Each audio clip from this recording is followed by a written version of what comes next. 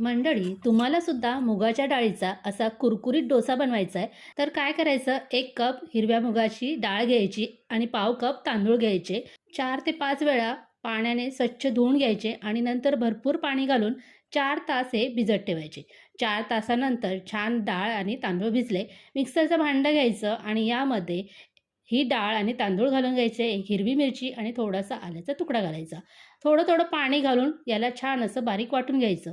चवीपुरतं मीठ घालायचं आणि 5 मिनिटं हे पीठ चांगलं फेटून घ्यायचं. यामुळे पीठ की नाही छान असं फुलून येईल. लगेच तवा ठेवायचा गॅसवरती, गरम करून घ्यायचा.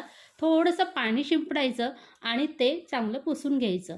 तयार केलेलं पीठ 2 पळी घालून गोलाकार डोसा छान असा पसरून घ्यायचा. वरून तेल किंवा बटर घालायचं आणि कुरकुरीत होईपर्यंत डोसा छान भाजून घ्यायचा आणि तयार झालेला कुरकुरीत मुगाच्या डाळीचा डोसा भाजी आणि चटणीसोबत खाऊन घ्यायचा.